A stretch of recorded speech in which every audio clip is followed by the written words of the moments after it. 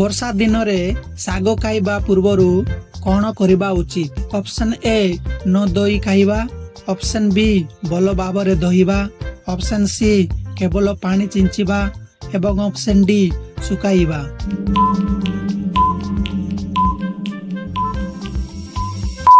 ତ ଏହାର ସଠିକ ଉତ୍ତର ହେଲା ଅପସନ୍ ବି ଭଲ ଭାବରେ ଧୋଇବା।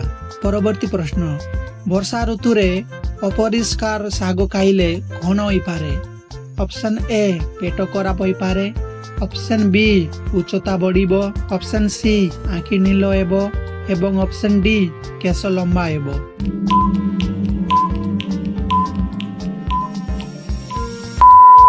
ତ ଏହାର ସଠିକ ଉତ୍ତର ହେଲା ଅପସନ୍ ଏ ପେଟ ଖରାପ ହୋଇପାରେ।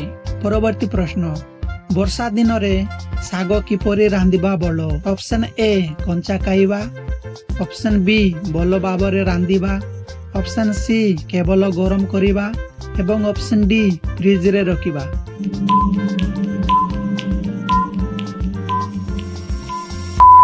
ତ ଏହାର ସଠିକ ଉତ୍ତର ହେଲା ଅପସନ୍ ବି ଭଲ ଭାବରେ ରାନ୍ଧିବା। ପରବର୍ତ୍ତୀ ପ୍ରଶ୍ନ, ବର୍ଷା ଋତୁରେ ଖାଦ୍ୟକୁ ଢାଙ୍କି ରଖିବାର ମୁଖ୍ୟ କାରଣ କ'ଣ? ଅପସନ୍ ଏ ଧୂଳି ଓ ଜୀବାଣୁରୁ ସୁରକ୍ଷା ପାଇଁ, ଅପସନ୍ ବି ରଙ୍ଗ ବଦଳାଇବା ପାଇଁ, ଅପସନ୍ ସି ଓଜନ ବଢ଼ାଇବା ପାଇଁ ଏବଂ ଅପସନ୍ ଡି ସ୍ୱାଦ କମାଇବା ପାଇଁ।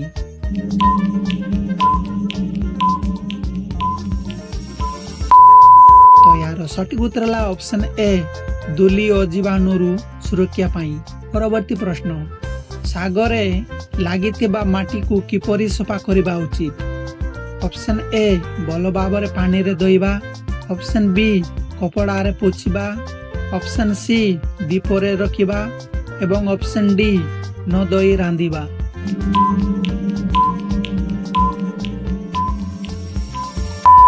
ତ ଏହାର ସଠିକ ଉତ୍ତର ହେଲା ଅପସନ୍ ଏ ଭଲ ଭାବରେ ପାଣିରେ ଧୋଇବା।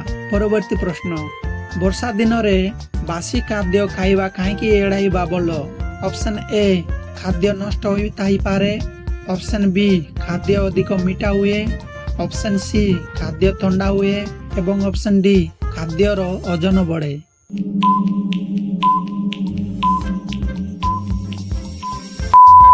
ତ ଏହାର ସଠିକ ଉତ୍ତର ହେଲା ଅପସନ୍ ଏ ଖାଦ୍ୟ ନଷ୍ଟ ହୋଇଥାଇପାରେ। ପରବର୍ତ୍ତୀ ପ୍ରଶ୍ନ, ବର୍ଷା ଋତୁରେ ଶୁଦ୍ଧ ପାଣି ପିଇବା କାହିଁକି ଜରୁରୀ?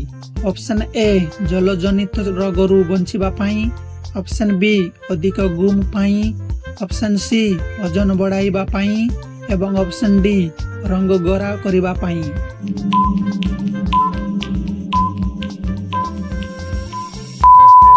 ତ ଏହାର ସଠିକ ଉତ୍ତର ହେଲା ଅପସନ୍ ଏ ଜଳଜନିତ ରୋଗରୁ ବଞ୍ଚିତ ପାଇଁ। ପରବର୍ତ୍ତୀ ପ୍ରଶ୍ନ, ବର୍ଷା ଦିନରେ ଫଳ ଖାଇବା ପୂର୍ବରୁ କ'ଣ କରିବା ଉଚିତ? ଅପସନ୍ ଏ ଭଲ ଭାବରେ ଧୋଇବା, ଅପସନ୍ ବି ନ ଧୋଇ ଖାଇବା, ଅପସନ୍ ସି ମାଟିରେ ରଖିବା ଏବଂ ଅପସନ୍ ଡି ଅଦା କାଟି ରଖିବା।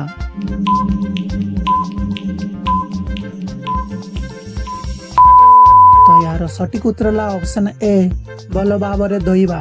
ପରବର୍ତ୍ତୀ ପ୍ରଶ୍ନ, ବର୍ଷା ଋତୁରେ ରାସ୍ତା କଡ଼ର ଖୋଲା ଖାଦ୍ୟ ଖାଇବା ସମୟରେ କାହିଁକି ସତର୍କ ହେବା ଦରକାର? ଅପସନ୍ ଏ ଦୂଷିତ ହୋଇଥାଇପାରେ, ଅପସନ୍ ବି ଅଧିକ ମିଠା ହୋଇଥାଏ, ଅପସନ୍ ସି ଅଧିକ ଥଣ୍ଡା ହୋଇଥାଏ ଏବଂ ଅପସନ୍ ଡି ରଙ୍ଗ ବଦଳିଯାଏ।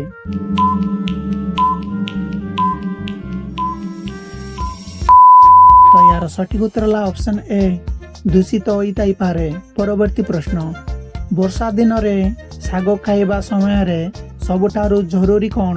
ଅପସନ୍ ଏ ଭଲ ଭାବରେ ସଫା କରି ରାନ୍ଧିବା, ଅପସନ୍ ବି କଞ୍ଚା ଖାଇବା, ଅପସନ୍ ସି ଅଧିକ ସମୟ ରଖିବା ଏବଂ ଅପସନ୍ ଡି ନ ଧୋଇ ଖାଇବା।